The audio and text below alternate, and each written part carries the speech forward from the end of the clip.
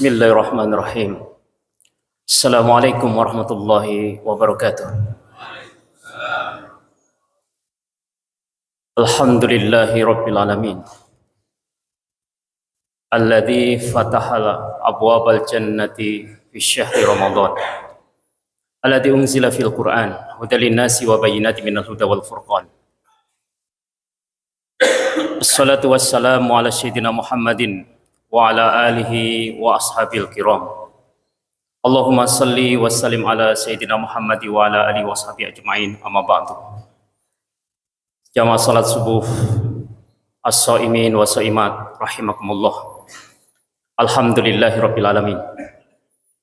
Hendaklah semestinya kita selalu mengungkapkan rasa syukur kita di hadapan Allah Subhanahu wa taala atas berbagai nikmah yang sampai detik ini kita masih berada di rumah Allah. Kita berusaha untuk memperbaiki perjalanan rute kehidupan kita. Salah satunya adalah menyehatkan jiwa-jiwa kita, ruhiyah kita, dengan berusaha untuk istiqomah menunaikan ibadah sholat subuh berjamaah.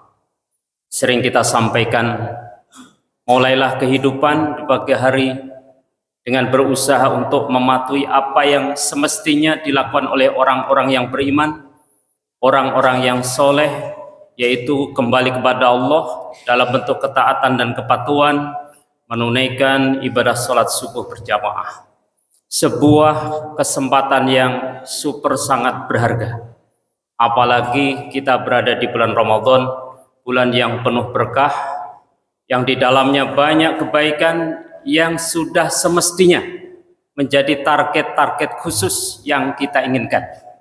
Bukankah dalam sebuah syair Arab mengatakan, biqadri ma ta'tani tanalu ma tatamanna.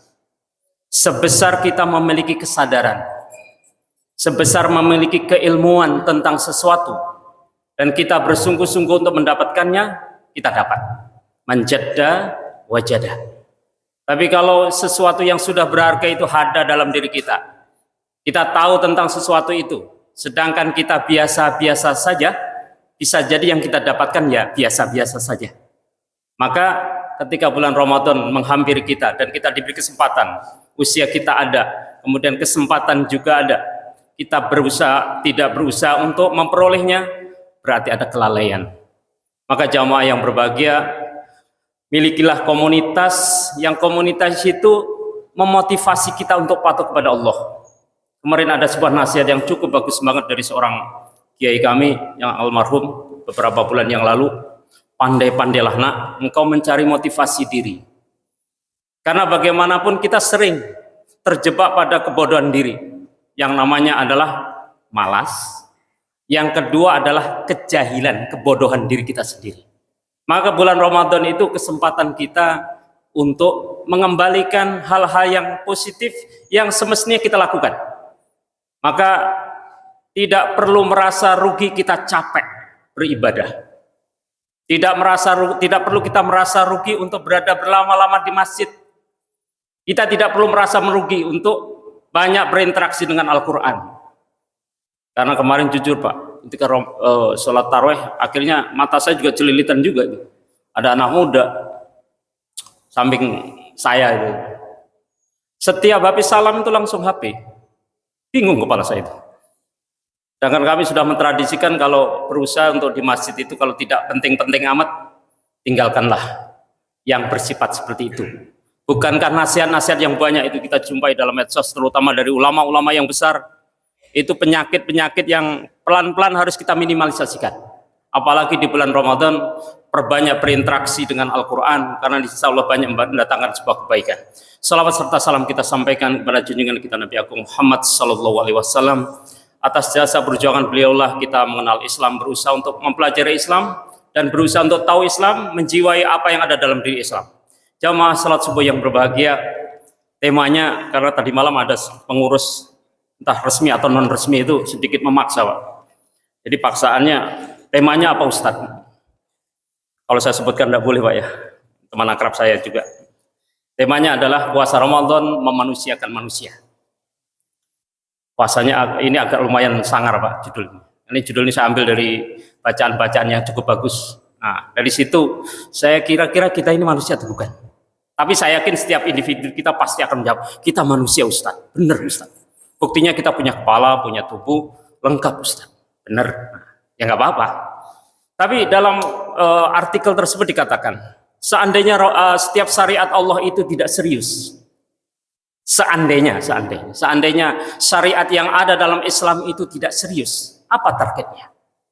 Makanya Ramadan itu sebetulnya sebuah desain yang sangat super serius yang Allah sediakan untuk umat Islam, untuk mengembalikan sesuatu yang sangat berharga, yaitu martabat manusia, identitas manusia. Pertanyaan selanjutnya adalah, kita mau atau tidak? Ketika Allah menghendaki dalam 1 bulan, baik yang 29 hari maupun yang 30 hari, kira-kira kita bisa nggak melalui dan memproses diri kita agar kembali kepada sisi kemanusiaan? Mari kita urut dari yang pertama. Manusia secara fisik kita diberi kelengkapan fisik yang sangat berbeda dengan makhluk yang lain. Sempurna. Laqad khalaqnal insana fi ahsani taqwim. Nah, kesempurnaan itu dari sisi fisik kita membutuhkan makanan dan minuman. Tapi ingat, di dalam surat Abasa kalau tidak salah, ada beberapa surat, saya lupa ayatnya, saya lupa suratnya, yang berbunyi falyamduril insanu ila ta'ami. Hati-hati, di sini dikatakan hendaklah manusia melihat apa yang dia konsumsi, apa yang dia makan. Makanya target pertama ketika puasa itu adalah bagaimana kita ditahan, dikendalikan hal yang bersifat konsumerisme, sesuatu yang kebutuhan dasar. Karena bagaimanapun kalau ini tidak kita penuhi dengan baik, keseimbangan tubuh kita jelas goyah. Maka hal ini dikendalikan oleh Allah dengan cara berpuasa mengosongkan perut kita. Pengosongan perut ini bukan tanpa tujuan. Ingat, peristiwa Nabi Adam dan Siti Hawa harus melalui sebuah proses, salah satunya adalah jatuh dari surga untuk ke bumi. Salah satunya adalah kebutuhan yang dasar, yaitu kebutuhan perut kita. Nah, di bulan Ramadan ini kita dikosongkan. Kita berusaha oleh Allah dikembalikan. Kebutuhan kita itu nggak banyak. Untuk masalah makan itu nggak banyak sebetulnya. Yang menyebabkan kebutuhan kita banyak itu adalah nafsu kita. Maka ada sebuah nasihat dari seorang Ustadz ahli tafsir yang mengatakan, sebetulnya kebutuhan makan itu, kalau dinilai grade-nya dari 10 ke 1. Mungkin Bapak dan Ibu boleh ngecek. Ketika mungkin disediakan makanan yang begitu enak. Yang pertama kali dalam asupan pertamanya pasti merasakan kenikmatan yang luar biasa. Tapi selanjutnya apa yang terjadi? Kalau itu diulang dan selanjutnya, bisa jadi dari 10 grade-nya akan turun menjadi 1, bahkan lebih bawah daripada 1. Maka silahkan nanti dicek. Makanan apapun enaknya. Kalau dia posisi tubuh kita atau kebutuhan kita sudah tidak terlalu menghendaki dan berkeinginan untuk memakannya, mengkonsumsinya, bisa jadi grade itu turun terus ke bawah. Dan itulah sifat daripada asupan yang bersifat fisik tubuh. Tapi itu perlu kita lakukan dan perlu kita sediakan dengan sebaik-baiknya. Maka kaidahnya yang penting adalah sederhana. Nah, sekarang di bulan Ramadan ini, jujur kita sebetulnya banyak itu hal yang bisa jadi kurang baik. Salah satunya adalah buka bersama di suatu tempat-tempat yang bisa jadi maghrib kita tidak seperti biasanya. Nah, itu perlu menjadi perhatian kita bareng-bareng. Sebagai orang yang beriman, kita diproses oleh Allah untuk hidup sederhana. Kenapa kita sedikit memanjakan diri dengan mengadakan sesuatu yang sepertinya tidak ada? Saya agak sedikit kurang serg. Untung ada nasihat dari Ustaz Abdul Somad itu dikatakan, kalau bukber itu tersedia tempat yang nyaman untuk beribadah, untuk menunaikan sholat wajib secara berjamaah, bisa berzikir dengan baik, ba'diyahnya juga tidak hilang, maka lanjut. Tapi kalau tidak, bisa jadi membatasi kita, atau hal-hal yang semestinya kita lakukan dengan baik tidak tertunaikan dengan baik, berpikirlah ulang untuk melakukan yang namanya buka bersama. Tapi insya Allah kalau di masjid semuanya terkendali dengan baik. Itu yang pertama. Yang kedua, Allah memberikan perlengkapan yang sangat luar biasa, yaitu akal. Akal kita ini salah satu bentuk produk Allah untuk manusia khusus. Dibandingkan dengan binatang nggak punya. Makanya akal ini seperlunya seharusnya kita penuhi dengan asupan ilmu pengetahuan. Maka dalam Al-Quran itu kan banyak hal-hal yang semestinya membangkitkan diri kita untuk berpikir secara baik. Afala ta'qilun, afala tazakkarun, afala tubsirun, wa fi anfusikum afala tubsirun. Dan banyak hal-hal yang di situ konteksnya adalah sedikit memaksa manusia untuk banyak berpikir dan menggunakan akalnya secara baik. Tapi alih-alih itu kita gunakan secara baik untuk Iqra. Jadi ayat pertama kali turun itu kan Iqra. Nah dari Iqra itu kemana-mana Pak itu Pak. Yang pertama lahirlah ilmu pengetahuan. Dari lahirlah ilmu pengetahuan inilah yang membedakan antara kita dengan binatang. Binatang tidak memiliki itu. Kita diberi modal oleh Allah untuk tahu banyak tentang kehidupan ini dan semestinya kita baca dengan baik. Jadi seorang istri bisa membaca karakter seorang suami yang dengan baik, maka insya Allah demikian juga sebaliknya seorang suami bisa membaca karakteristik istri dan anak dan keluarganya. Insya Allah kehidupan akan baik. Sama dalam perjalanan hidup kita ini, kalau kita mampu membaca dengan baik, insya Allah untuk selanjutnya setelah kita memiliki ilmu pengetahuan, kita memiliki kebijaksanaan. Kita bijak dalam segala hal. Kita berpikir secara mendalam untuk melakukan sebuah sesuatu. Fakir qabla an ta'zima. Berpikirlah sebelum Anda mengatakan. Berpikirlah sebelum Anda melakukan. Berpikirlah sebelum Anda berbuat. Yang mana perbuatan ini berdampak baik atau buruk. Manusia diberi kemampuan untuk menalar secara baik. Jadi akal ini sangat penting dan perlu asupan. Tapi alih-alih akal ini nggak cukup Pak. Maka dalam pelajaran akidah yang kami dapat dulu di kelas 1 itu ada 4 yang dimiliki oleh manusia. Allah memberikan kepada manusia itu 4. Yang pertama adalah insting, yang itu juga dimiliki oleh binatang. Yang kedua adalah panca indera. Alhamdulillah kita lengkap. Nah ini juga butuh asupan-asupan tertentu. Mata, jangankan mata, rambut kita ini butuh asupan juga. Kemudian setelah panca indera, akal Allah beri akal. Nih, akal ini harus diasupi, harus diberi ilmu pengetahuan. Makanya ada sebuah istilah al-ilmu bita'allum. Jadi ilmu yang kita dapat ini harus pakai proses. Prosesnya adalah belajar, baik secara langsung di kelas maupun di kajian-kajian atau belajar secara mandiri dan semacamnya. Itu banyak fasilitas. Di era sekarang sangat mudah untuk mendapatkan ilmu pengetahuan. Tinggal kita mencocokkan, meng-cross check apakah ini valid atau tidak. Karena bagaimanapun ilmu pengetahuan ini semestinya ketika kita berusia tambah, ilmu pengetahuan kita tentang dunia ini baik, ilmu pengetahuan kita tentang keakhiratan kita semestinya juga lebih baik. Tapi biasanya manusia itu kebalik. Jadi kalau untuk selanjutnya itu kami sering mengkritik itu, kenapa guru besar itu sisi khasyatullahnya bermasalah.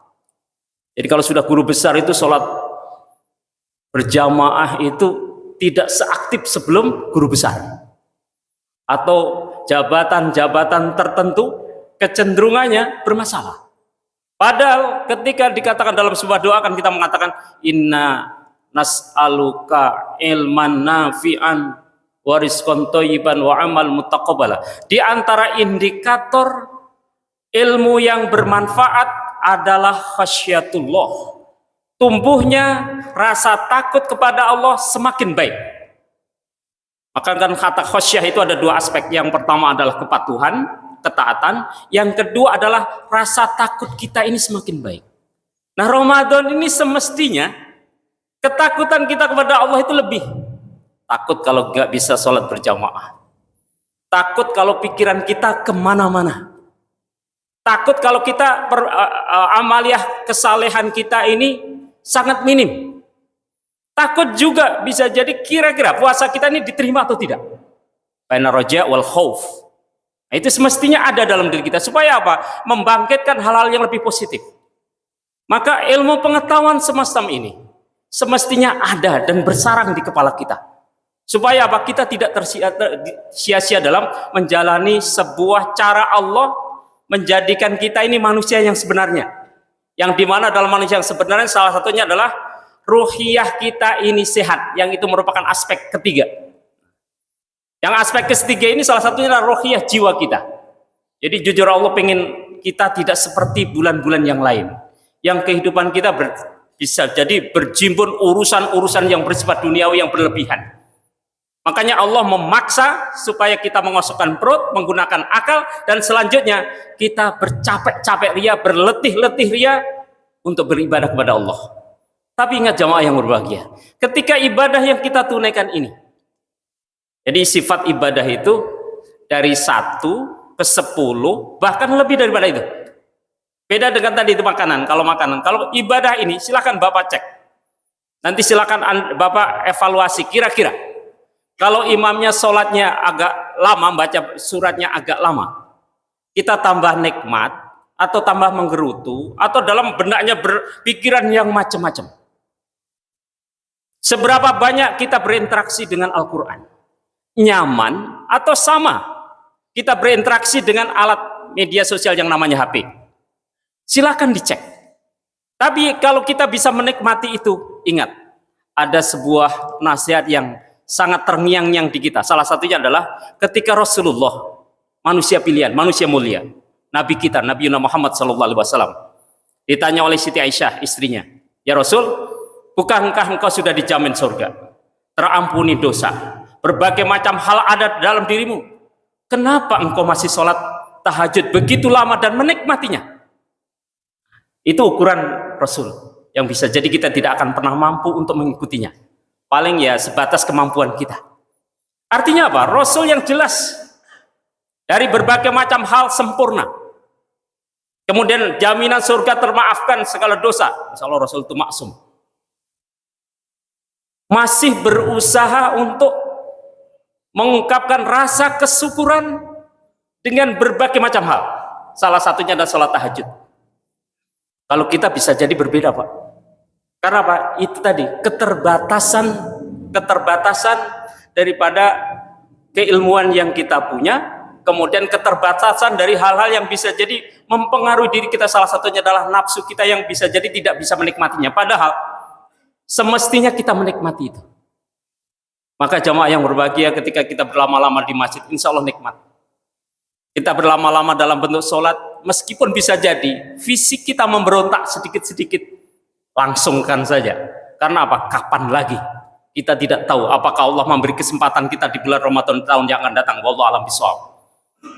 Artinya apa? Ketika asupan ruhiyah ini baik, dan itu sebetulnya sudah menjadi program yang seharusnya kita perbaiki dari berbagai macam hal. Jadi keilmuan kita tentang ibadah. Jadi kenapa subuh itu harus berjamaah? Kemudian kenapa, minimal kita punya jawaban. Dan akhirnya menjadikan apa? Kita memiliki kenikmatan. Nah, kenikmatan itu tidak mungkin diperoleh orang yang tidak mengetahui tentang ilmunya dan kesadaran untuk melakukannya. Makanya ketika terjadi kolektivitas dalam bentuk jamaah, sholat berjamaah itu lebih ringan, Pak, daripada sholat sendirian.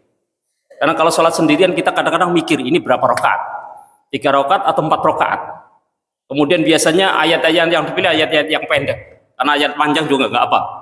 Nah, itu menjadi penyakit kita. Ketika bulan Ramadan dan imam-imam kita berusaha menyajikan dengan berbagai macam bacaan, dan mudah-mudahan tidak keliru lagi, karena jadi imam itu agak berat juga, Pak. Karena yang dipikir adalah jamaah, kalau 700 jamaah, kemudian gimana kalau sisi kekhusuannya kurang? Maka jaminannya itu, kalau nggak salah Ustaz Tajazirul almarhum itu pernah mengatakan, kalau ada sibuk urusan khusyuk atau tidak, dah serahkan saja kepada imam. Artinya apa? Ketika kita belum mampu untuk khusyuk yang baik, imam kita khusyuk, kita ngikut, Pak. Itu Ustaz Jazir, saya pernah menyaksikan atau menyimak apa yang beliau sampaikan. Maka kemudahan-kemudahan semacam itu sebetulnya harus kita tangkap dan kita eksekusi dalam perilaku keseharian kita. Maka jamaah yang berbahagia, jadi asupan fisik tubuh kita, makanan dan minuman, silahkan dikoreksi secara ulang, dievaluasi. Kira-kira bulan Ramadan ini makanan yang kita konsumsi mengada-ada atau sederhana atau secukupnya sesuai dengan kebutuhan kita. Kalau sesuai dengan kebutuhan kita, itu akan membahagiakan diri kita. Tapi kalau kita ada-adakan biasanya, itu akan menjadi masalah, baik dalam bentuk ekonomi maupun berbagai macam hal. Yang kedua, secara ilmu pengetahuan, asupan akal kita semestinya harus lebih banyak.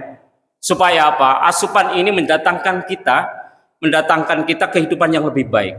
Karena bagaimanapun lahirnya ilmu pengetahuan, tumbuhnya kebijaksanaan dalam diri kita, insya Allah akan mengarahkan kehidupan kita tertata dengan baik.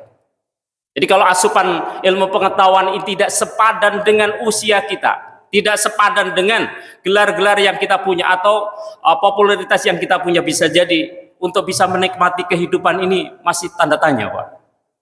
Nah, yang terakhir yang tadi itu, yaitu asupan ruhiyah kita, jiwa kita. Saya yakin apapun yang kita lakukan dalam bentuk kepatuhan-kepatuhan itu atau ketaatan, berusaha untuk istiqomah, untuk menunaikan ketaatan tersebut, Allah akan mendatangkan yang namanya sa'adah. Sa'adah itu adalah kebahagiaan. Kebahagiaan itu adalah ketenangan yang bisa jadi kata pun tidak bisa mewakilinya. Jadi silakan Bapak ngecek orang-orang yang rajin puasa, baik yang puasa wajib maupun yang sunnah. Paling jawabannya, saya nggak bisa bayangin, Ustaz. Tidak bisa mengatakan, karena saya menikmati itu. Meskipun dia seorang petani, meskipun dia seorang pekerja-pekerja yang bisa jadi katakan kasar, karena istiqomah dalam menunaikan sebuah yang sunnah, dia menikmati itu. Sama. Nanti silakan dicek, silakan dievaluasi. Kita kira kita berdiri ketika setelah takbiratul ihram itu menikmati atau tidak. Ketika tahiyat kita bisa asyhadu an la ilaha illallah wa asyhadu anna muhammadar secara sempurna atau tidak, itu tergantung pada ilmu pengetahuan kita plus kesadaran akan pentingnya hal itu kita lakukan. Maka jamaah yang berbahagia, Ramadan adalah kesempatan yang Allah berikan kepada orang-orang yang beriman, orang-orang yang soleh, untuk meningkatkan, mengupgrade berbagai macam hal ketaatan dan kepatuhan agar sisi-sisi kemanusiaan itu termanusiakan dan kita tidak terjebak seperti makhluk lain, seperti binatang dan semacamnya. Karena bagaimanapun Allah ingin mengembalikan martabat manusia yang di dalamnya ada jasad fisik, yang di dalamnya ada akal nalar, yang di dalamnya ada jiwa ruh, yang itu semuanya harus seimbang. Bila mana tidak seimbang, akan mendatangkan sesuatu yang berbeda. Maka Ramadan adalah kesempatan yang sangat luar biasa, apalagi akhir-akhir bulan Ramadan. Kira-kira ada target-target iktikaf berbeda dengan tahun sebelumnya, atau begitu-begitu saja, atau berusaha untuk selalu memperbaiki kualitas iktikaf. Semuanya tergantung pada diri kita. Maka jamaah yang berbahagia, berbahagialah ketika DKM kita atau DKM di tempat-tempat yang lain itu menyelenggarakan iktikaf bareng-bareng. Mudah-mudahan itu menjadikan kita bisa menikmati sebuah hidangan Allah, salah satunya bulan Ramadan. Bukankah bulan Ramadan bulan yang terbatas, hanya 1 bulan, dan berbagai macam hal di bulan Ramadan ini nilainya sangat-sangat berharga, tergantung sejauh mana keilmuan yang kita miliki. Ini yang bisa kami sampaikan, mudah-mudahan bermanfaat. Astaghfirukum billahi taufiq wal hidayah. Assalamualaikum warahmatullahi wabarakatuh.